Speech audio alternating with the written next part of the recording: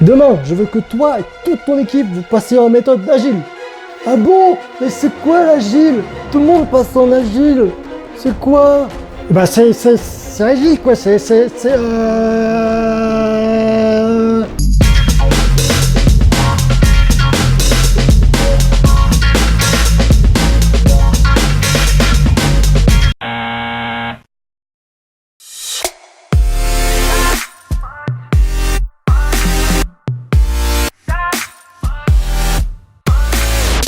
Bonjour et bienvenue sur ma chaîne Teddy I Love Consulting. Aujourd'hui, je vais vous parler de qu'est-ce que c'est que l'agile. Donc, la méthode agile, qu'est-ce que c'est?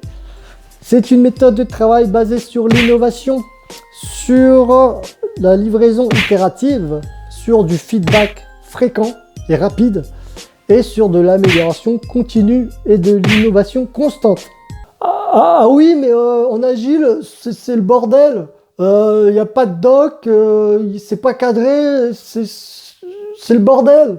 Et non, l'agile, ce n'est pas du tout le bordel. Il y a de la documentation, c'est juste qu'on optimise la documentation pour être plus efficace et pour pouvoir gagner un max de temps pour produire de la valeur, délivrer des vraies choses, au lieu de se concentrer sur des millions de specs hyper détaillés qui, au final, servent à quoi? Servent juste à écrire ce que l'application devrait faire. Alors qu'il suffit juste de faire l'application pour qu'elle marche, non? Oui, mais en agile, on parle beaucoup et on est tous dans le même bureau, donc ça veut dire qu'on est tout le temps en réunion. Il y a des stand-up meetings, on est tout le temps en réunion. Ah mais non, mais pas du tout, pas du tout. En fait, les gens, ils sont dans un même open space. Donc à l'époque, tu avais des équipes dispatchées un peu sur toutes les régions, ou pas du tout dans le même bureau que toi. Du coup, forcément, quand tu les voyais, il fallait planifier des réunions. Sauf que là, ils sont tous dans le même open space, et donc c'est beaucoup plus facile pour les testeurs, les business analysts, les développeurs et le product owner de parler sans avoir à planifier des réunions. Donc en gros, oui, ils vont parler, mais ils vont pas faire des réunions. Ils vont juste se parler à la bonne personne et ne plus inviter je sais pas combien de personnes pour faire une réunion d'une heure qui sert pas à grand chose. Donc c'est plus productif. Si je devais définir la méthode agile en 2 mots, ça serait test and learn. Pourquoi? Parce que l'approche, c'est justement de livrer très rapidement, donc tous les 2 semaines, donc un sprint. Un sprint en général c'est 2 semaines, ça peut être un peu plus, ça peut être un peu moins, mais dans la globalité c'est 2 semaines. Et au bout de ces 2 semaines, l'équipe montre les travaux. Donc quand je dis les travaux, c'est vraiment l'application, hein, le produit final. Enfin pas final, mais je veux dire le vrai produit, quoi. C'est pas un PowerPoint, c'est pas un Word, hein, c'est l'application. Il montre donc l'avancement via l'application au client final. Et du coup, le client final, lui, ce qu'il fait, c'est qu'il peut faire des feedbacks. Il fait un feedback derrière. Donc, il dit si ça correspond à ce qu'il veut ou à pas ce qu'il veut, ou bien si ça correspond à ce qu'il veut, mais il a une autre idée. Du coup, il enrichit votre to-do list avec ses idées. Et c'est comme ça que vous allez construire son besoin.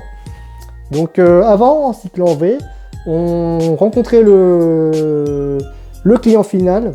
On discutait avec lui, on recueillait ses besoins, mais du coup, en fait, pendant 6 mois, voire 1 an, il ne nous voyait plus. C'était le tunnel, et là, arrivé le jour de la mise en production, on lui montre le truc. Sauf qu'il s'est passé 6 mois, 1 an, son besoin a peut-être changé, hein, et surtout, on ne s'est pas assuré que ce qu'on a fait, ça correspondait à ses besoins.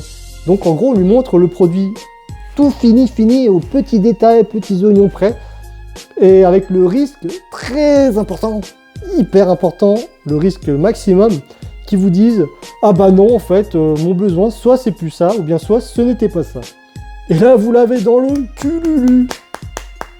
Avec la méthode agile, il y a également plus de confiance entre vous et le client final. Pourquoi? Parce qu'en fait, vous allez partager justement toutes les 2 semaines, donc tous les sprints, avec le client final, vos succès, vos difficultés, les difficultés que vous avez rencontrées et pourquoi. Du coup, il sait très bien comment vous travaillez. Enfin, il a conscience des difficultés que vous avez, et que peut-être que c'est pas de votre faute, mais au moins il le sait.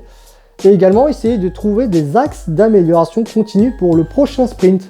Donc il y a vraiment une amélioration continue qui est pensée à chaque fin d'itération. Donc ça peut être des points organisationnels, matériels, ou enfin tout ce qui peut améliorer le delivery.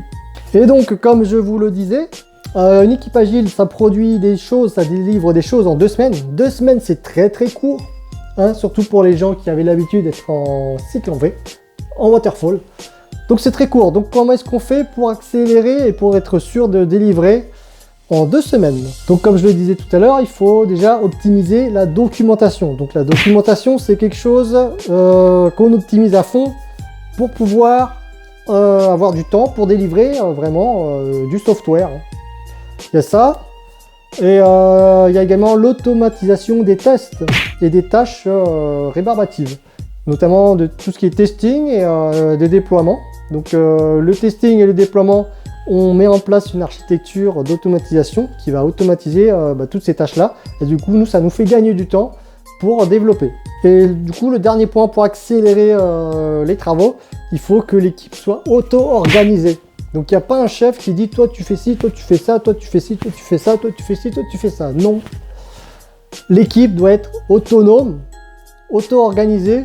Quand je dis auto-organisée, c'est l'auto-affectation des tâches entre eux.